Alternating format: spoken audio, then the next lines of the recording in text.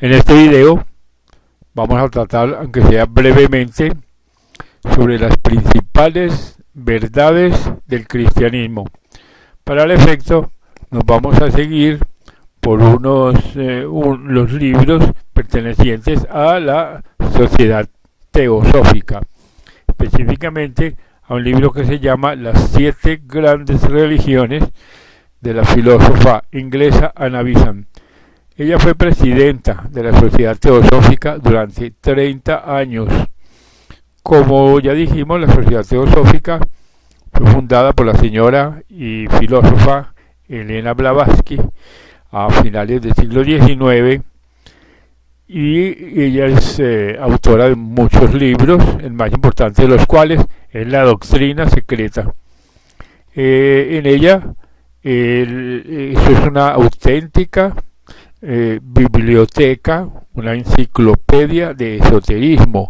Ella da las claves para decodificar los libros secretos de todas las religiones, sobre todo la clave cosmológica, donde narra las 7 etapas evolutivas del universo, y la antropológica, donde narra las 7 etapas evolutivas del proyecto humano.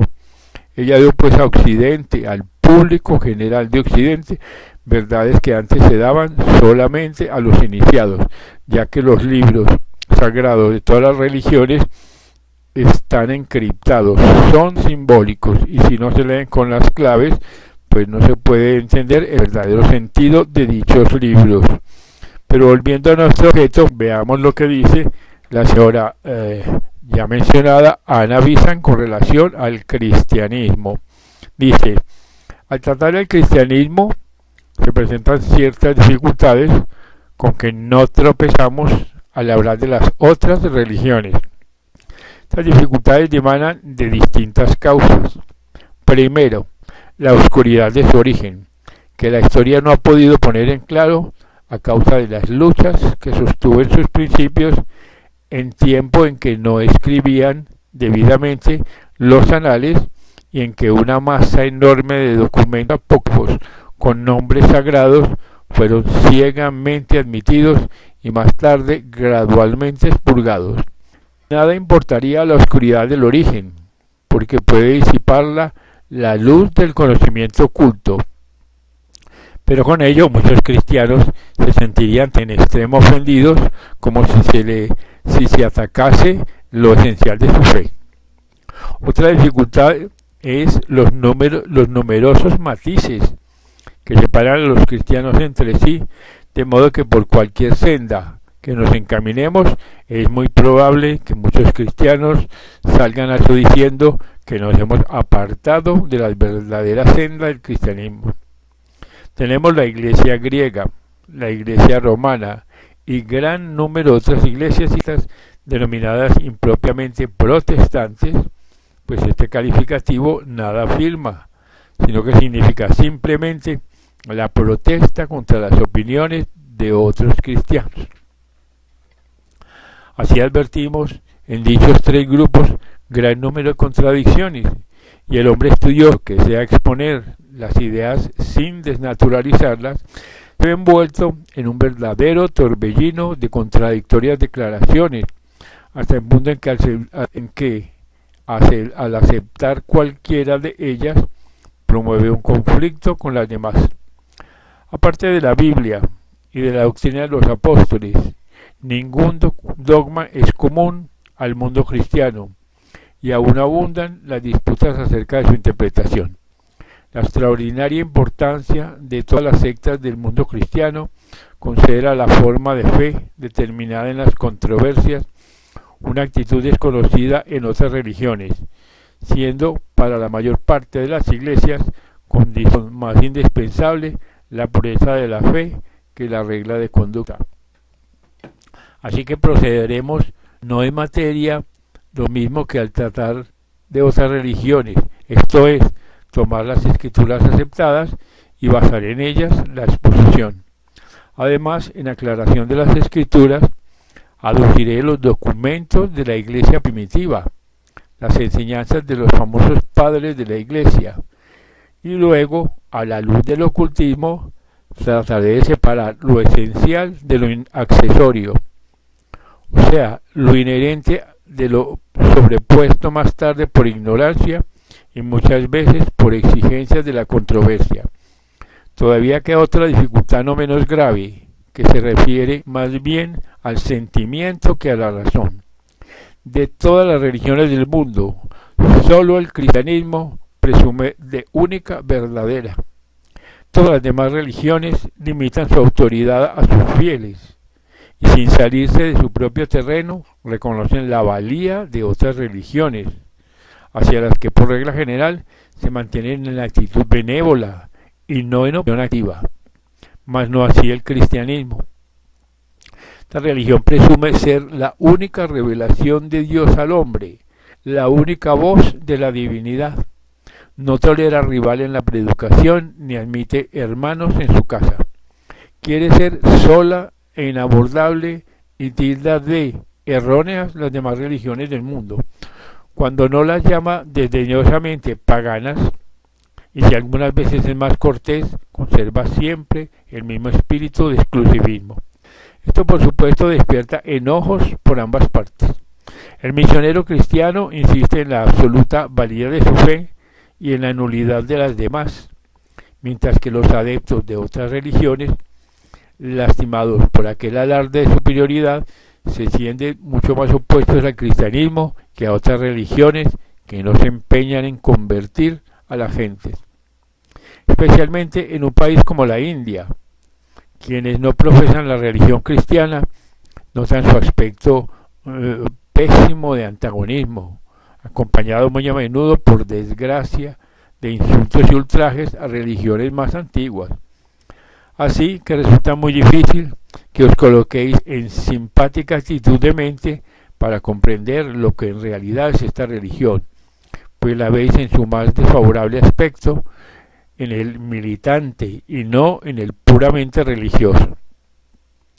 Dice la señora Bizan: por lo tanto os ruego que siquiera interiormente apartéis de vuestro pensamiento todo cuanto haya herido vuestros sentimientos religiosos, todo cuanto haya despertado antagonismo en vosotros, y que consideréis esta religión como fácilmente podéis considerar a las demás, como uno de tantos medios de que Dios se vale para educar a la gran familia humana. O sea, como una religión que auxilia, consuela y enseña espiritualmente a millones de seres de la raza humana. Si a menudo la daña la torpeza de sus representantes, olvidadlo y considerarla como religión, no como agencia de proselitismo. Después de este exordio necesario en la India para llevar vuestras simpatías a una de las grandes religiones del mundo, pasemos pues a examinar sus autoridades y veamos cómo hemos de estudiarla y hasta qué punto podemos estimar las circunstancias en que gradualmente fue propagándose. Pues sin el estudio de estas circunstancias no llegaríamos a comprender la ulterior modificación de las doctrinas, ni podríamos hacernos cargo del modo como se desenvolvió. Primeramente hay ciertos, entre comillas, llamados libros canónicos, igualmente aceptados sin discrepancia por todas las sectas de la cristiandad, que con las denominaciones de Antiguo y Nuevo Testamento constituye la Biblia, o libros de la ortodoxia revelación divina. El Antiguo Testamento, la parte más antigua de las escrituras canónicas, consta de muchos libros, muchos de ellos históricos, procedentes de la nación judía. Estos libros abarcan un largo periodo de tiempo y en ellos se nota la sucesiva evolución, desde un estado relativamente bárbaro, en que la mezquindad del concepto religioso prescribía sangrientos y repugnantes sacrificios, hasta épocas posteriores, cuando el pueblo hebreo, ya en contacto con otras civilizaciones, especialmente con la zoroastriana, asimiló a su fe el más noble y grandioso concepto de Dios que revelan los libros proféticos, en los cuales hay algunos pasajes nobilísimos acerca de la naturaleza de Dios y la rectitud que Dios pide a los hombres. Por otra parte, en el Antiguo Testamento están los salmos o himnos, algún tanto parecidos a los mantras de los hinduistas y a los gathas de los mazdeístas. Unos sobresalen por su noble y elevado espíritu, otros más antiguos son de carácter excesivamente belicoso y no siempre de muy austera moral. El Nuevo Testamento, por su parte, consta de 4 evangelios con la vida del fundador, un relato de la iglesia primitiva, varias epístolas escritas por los apóstoles a las diferentes agrupaciones de la naciente iglesia y un libro de profecías. Relativamente escasea la doctrina en los evangelios, pues aunque de ellos puede deducirse ciertas enseñanzas, hay pocas declaraciones de autoridad y más bien abundan los preceptos de carácter moral que filosófico. Las epístolas contienen la mayor parte de las declaraciones dogmáticas en que se bosqueja la fe. Aparte de este canon, escogido de entre gran número de documentos, tenemos, por lo que se refiere al Nuevo Testamento, las llamadas escrituras apócritas de los judíos, que son obras verdaderamente notables. Especialmente una de ellas, que es el libro de sabiduría, o documento de rara hermosura y suma espiritualidad, aceptado más fácilmente por los católicos que por los protestantes. Así que en las Biblias católicas aparecen generalmente intercalados estos libros entre el Viejo y el Nuevo Testamento, pero la mayor parte de las Biblias protestantes los eliminan por no ser canónicos. Hay también otros escritos apócrifos relacionados con la primitiva iglesia, que son los evangelios de María, de Pedro y de Santiago, historias de la infancia de Jesús, de su vida posterior, de su descenso a los infiernos, de su obra en el mundo invisible. O sea, un acopio de escritos, muchos de ellos interesantísimos, que dan prueba de la primitiva literatura cristiana y que el estudiante necesita examinar para conocer el ambiente intelectual de la primitiva iglesia. Los libros apócrifos no constan en la Biblia. Y por último, tenemos la copiosísima literatura de los padres e instructores que florecieron durante los 5 primeros siglos de la iglesia, sin cuyo conocimiento no es posible juzgar con acierto la doctrina cristiana, ni mucho menos exponerla y enseñarla. Esta literatura se debe a hombres muy doctos, algunos de los cuales, como Clemente de Alejandría e Ireneo, honran la iglesia en sus altares. Estos documentos son de grandísimo valor para comprender la evolución del cristianismo y precisamente la indiferencia con que los miran las iglesias protestantes y la profunda ignorancia en que por regla general está de ellos el bajo clero protestante es causa de que el cristianismo aparezca muchas veces en aspecto tan crudo, estrecho y antifilosófico que mucha gente ilustrada lo rechaza por irracional. Así que si los protestantes estudiasen esta literatura, como ciertamente lo hacen los católicos, influirían mucho más en la mentalidad europea, pues en ella está la base filosófica y metafísica del cristianismo. Sin embargo, aparte de la iglesia anglicana, pregunta a la señora Visan, ¿dónde hay pastores protestantes bien enterados de tales documentos? Si pasamos a las sectas disidentes, raro es el sacerdote que los haya estudiado, por lo que afirman rotundamente que la Biblia, y solo la Biblia, es la autoridad de los protestantes. De esto resulta la más antifilosófica modalidad del cristianismo, que lo desacredita injustamente entre los pensadores. Respecto de las tradiciones orales, de que hay gran número en los 4 evangelios, fueron reunidas algo tarde, en el siglo II, y compiladas bajo el nombre de 4 apóstoles. Y añade la señora Visan, que fueron escogidos entre muchos otros documentos, lo prueba el preámbulo del tercer evangelio, que inicia diciendo, pues considerando que muchos han comprendido hacer una exposición ordenada de las cosas que con más certeza se creen entre nosotros, según como nos ha sido comunicadas por los que desde el principio fueron testigos y ministros de la palabra, Me pareció a mí igualmente bien, habiendo tenido perfecto conocimiento de todas las cosas desde el principio mismo, el escribir para vosotros ordenadamente. Este es muy importante porque demuestra cómo se escribieron estos relatos. Primeramente, la historia se divulgó de boca en boca. En el cristianismo, lo mismo que en otras religiones, había una enorme masa de tradiciones orales. Muchas de las enseñanzas sagradas jamás se escribieron, según veremos por el testimonio de algunos padres de la Iglesia. Así que el credo que se enseñaba a recitar a los catecúmenos no estaba escrito, sino que se enseñaba de viva voz, como signo de reconocimiento de cierta pragmática de la Iglesia. Este periodo de enseñanza oral es de mucha importancia y lo prueban las citas que Justino Mártir, Ignacio, el pastor de Hermas y otros hacen de palabras del Señor que no están en los evangelios canónicos, pero sí en los llamados apócrifos. Así que los canónicos son compilaciones de una tradición más extensa y posterior.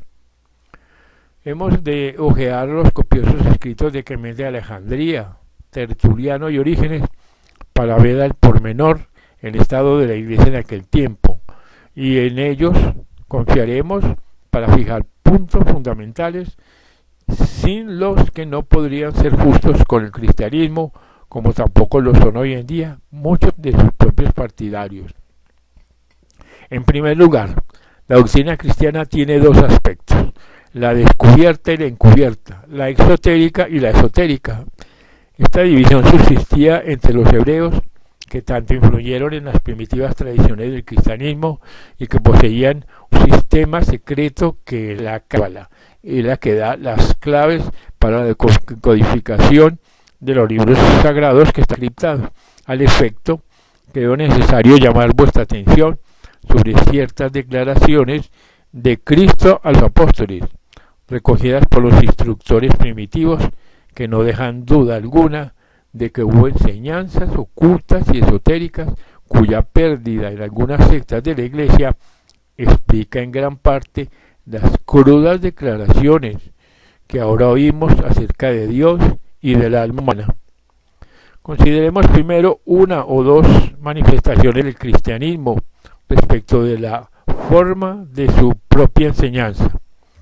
Tenemos en primer término la declaración de Jesús a los apóstoles, cuando dice: a vosotros es dado saber el misterio del reino de Dios, pues a los que están fuera todos se les trata por parábolas. Esto en San Marcos. Orígenes comentaba esta declaración de Cristo como sigue: no he hablado aún de la observancia de lo que está escrito en los evangelios, cada uno de los cuales contiene mucha doctrina difícil de comprender, no solo para la multitud, sino también para algunos de los más inteligentes, como lo dan a entender muy profundamente las palabras de Jesús a los de afuera, entre comillas, al paso que reservaba el significado a los que doctos, ya en la enseñanza exotérica, le iban a ver a su casa. Y cuando se llegue a comprender, admirará la razón por qué se dice que algunos están fuera, entre comillas, y otros en casa, entre comillas. De este modo distingue Orígenes entre los que están fuera, los indoctos, la multitud ignorante, a quien solo cabía enseñar la verdad elemental por medio de parábolas, y los que estaban en casa, los apóstoles y discípulos, a quienes se revelaba íntegra la palabra de Dios. Los misterios del reino de los cielos, que no se comunicaban al mundo externo. No deis lo santo a los perros, ni echéis vuestras perlas delante de los puercos, o sea que las huellen con sus pies. Conocemos el significado de la palabra perros, entre comillas, no solo por el empleo que le daban los historiadores judíos, sino de labios del mismo Jesús. Con el mote de perros designaban a naciones que no eran del linaje de Abraham. Así como la mujer sirio-fenicia le pidió a Jesús que ejercitase en ella su poder taumatúrgico, le respondió: no es bien tomar el pan de los hijos y echarlo a los perros. Ella aceptó humildemente el epíteto y replicó: pero los perros comen las migajas que caen de la mesa de su amo. De manera que el significado de la palabra perros es evidentemente el que no está dentro del reino de Dios. Los padres de la Iglesia se acomodaron a este sentido de la palabra. Clemente de Alejandría dice que es difícil enseñar, entre comillas, oyentes puercos y no ejercitados. Así también Jesús dice a sus discípulos: tengo aún muchas cosas que deciros, pero no la podéis llevar ahora. Según la tradición, permaneció Jesús en la tierra 11 años después de resucitado, enseñando a los apóstoles las cosas secretas. San Clemente dice de este conocimiento sagrado, entre comillas: en un principio solo se comunicaba a quienes podían comprender. Ahora que el Salvador ha enseñado a los apóstoles, se nos ha transmitido la interpretación no escrita de las Escrituras. Según los Hechos, solo permaneció 40 días y durante este tiempo les habló del reino de Dios, pero estas instrucciones no quedaron escritas, ni hay rastro de ellas en las Escrituras canónicas. Orígenes observa sobre este mismo hecho que Jesús conversaba con sus discípulos en privado, y especialmente en sus retiros secretos acerca del Evangelio de Dios, pero no se escribieron sus palabras.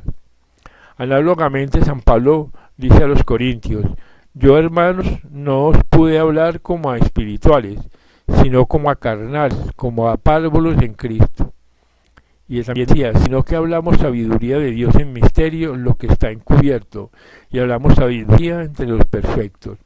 No entre el vulgo, sino entre los perfectos, nombre cuyo significado no necesita explicación, pues según los padres se refiere a los iniciados en los misterios, que por tanto son perfectos en la Iglesia. Examinemos ahora las prácticas de la Iglesia. Según las exponen los padres, Clemente de Alejandría declara que en sus escritos solo quiere recordar las verdades recibidas oralmente. Sé muy bien que la escritura de estas memorias mías resulta débil en comparación con aquel espíritu lleno de gracia que tuve el privilegio de oír, pero el recuerdo del arquetipo será una imagen para aquel que recibió la impresión de Tirso. Frase que todo ocultista comprenderá. Entre comillas, no es conveniente que las cosas se expongan indistintamente a todos, ni que los beneficios de la sabiduría se comuniquen a los que no están ni aun en sueños puros de alma, pues no es lícito comunicar a cualquiera lo que se ha conseguido a costa de tanto trabajo, ni los misterios de la palabra pueden explicarse a los profanos. Cierra comillas. Cuando Celso atacó al cristianismo como sistema secreto, replicó Orígenes: decir que la doctrina cristiana es un sistema secreto es completamente absurdo, pero que haya ciertas doctrinas no comunicadas a la multitud, que se revelan después de enseñadas las exotéricas, no es una peculiaridad del cristianismo, sino también de todos los sistemas filosóficos en los cuales hay verdades exotéricas y esotéricas. A fin de conservar el orden debido, los cristianos pasaban sucesivamente por diversos grados. Primero eran oyentes, luego catecúmenos, y después recibían el bautismo y entraban a ser miembros de la Iglesia, en la que también había grados. Primero los miembros generales, y de estos los de vida pura pasaban a segundo grado. El que esté puro no solo de toda mancha, sino de pecados veniales, puede ser iniciado en los misterios de Jesús, que solo deben conocer los santos y puros. El que actúa de iniciador dirá a los que han purificado su corazón con arreglo a los preceptos de Jesús. Aquel cuya alma haya tenido durante mucho tiempo conciencia de mal alguno, especialmente desde que se dedicara a la salvación del mundo, pues que oiga las doctrinas expuestas por Jesús primadamente a sus verdaderos discípulos. Estos eran los pocos elegidos, entre los muchos llamados, entre comillas, y además de estos había los elegidos entre los elegidos, o sea, con conocimiento perfecto, que vivían en la perfección de la rectitud con arreglo al Evangelio. Tertuliano se quejaba de que los herejes no conservaran este orden, sino que tratase a todos igualmente. Por de pronto no se sabe quién es catecúmeno y quién creyente, decía: Todos entran, escuchan y oran del mismo modo, hasta los paganos, si alguno se encuentra entre ellos, entre comillas, arrojan los santos a los perros y echan a los puercos sus perlas, aunque seguramente falsas. Y añade la señora Bizan, parte de esta enseñanza se refiere al verdadero sentido de las escrituras, que de modo alguno se aceptaban como meros documentos históricos y morales como hoy en día. Orígenes afirma, sus declaraciones son especialmente valiosas, puesto que Sócrates dice que, entre comillas, expuso la tradición mística de la Iglesia, que la Escritura tiene significado, la carne para el hombre sencillo y el alma, entre comillas, para el más instruido, el espíritu para el perfecto, y en corrupción cita las ya mencionadas palabras de San Pablo respecto a la sabiduría de Dios en misterio. Las historias son la carne y son muy útiles para los sencillos e ignorantes, pero muchas veces se intercalan absurdos a fin de denotar el significado oculto y decir que los evangelios no contienen enteramente una historia de sucesos enlazados según la letra, pero que en realidad no ocurrieron. Entre comillas, los evangelios están en tres clases de relatos. Por ejemplo, el demonio que conduce a Jesús a la suma del monte, y el lector atento puede observar en los evangelios innumerables pasajes como este para convencer de que en las historias literales se han insertado circunstancias supuestas. Algunos padres hacen indicaciones sobre los métodos de interpretar las escrituras y es evidente que existía un sistema completo de cuyas claves, una por lo menos, era numérica. Baste lo dicho para demostrar que el cristianismo, como las demás religiones, tenía enseñanzas secretas limitadas a unos cuantos, las cuales en su mayor parte se perdieron durante la Edad Media, quedando suplantadas por la interpretación textual de la enseñanza destinada al vulgo. Unos cuantos fragmentos perduraron bajo la custodia de las iglesias griega y latina, y todavía quedan símbolos y ceremonias que denotan su primaria procedencia, pero como enseñanza sistemática han desaparecido, dejando al cristianismo desposeído de su fuerza. Ahora veamos que los protestantes condenan muchas veces la enseñanza, a no ser que puedan comprender a las gentes más sencillas, y el resultado de esta conducta en los países protestantes, en que la Iglesia mantiene su influencia entre los ignorantes y la pierde entre los doctos, pues los conceptos de Dios y de la naturaleza que satisfacen la mente del niño y del hombre inculto no se adaptan a la mente del filósofo, cuyas facultades perceptivas exigen algo más de lo que satisface las incipientes facultades del vulgo.